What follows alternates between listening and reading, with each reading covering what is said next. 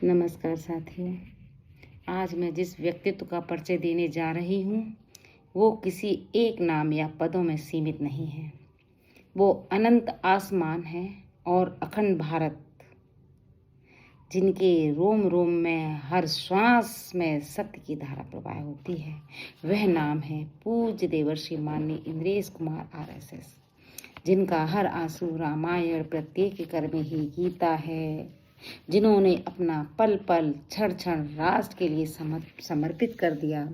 राष्ट्र की सीमाओं को सुरक्षित करने के लिए संगठन तैयार किए और भारत में रहने वालों सभी भारतीयों के लिए एक झंडे तले एक साथ एक स्वर में लाने के लिए कैसे तालमेल बैठे, ऐसे संगठन बनाए ही नहीं बल्कि उनमें जीवंत चेतना भी आ गई, जिनके प्रयासों से समाज में संवाद जगा, विश्वास जगा और राष्ट्र की जड़ें और भी गहरी हुई। यह कहना अतिशयोक्ति नहीं होगी कि समाज अनेक चुनौतियों से गुजर रहा था, तब ऐसे तपस्वियों के त्याग और संकल्प से ही राष्ट्र की आत्मा को सुरक्षित रखा।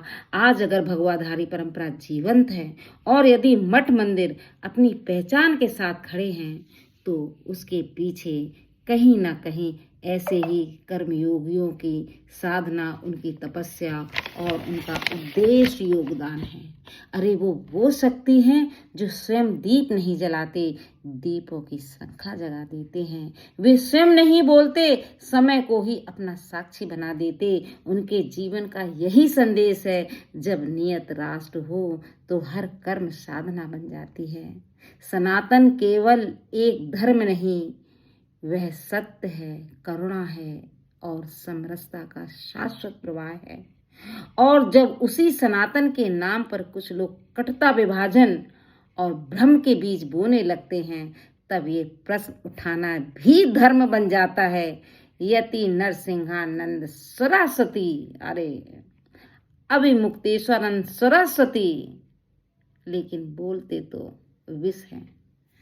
जो पूज्य पदों पर आसीन संतों से समाज अपेक्षा करता है, वे मार्गदर्शन देंगे, लेकिन यदि उनके शब्दों में जब जहर ही घुल गया, उनका चित्त और चेतना प्रदूषित हो गई, तो वो समाज में भ्रांति और कटाक्ष ही फैलाएंगे।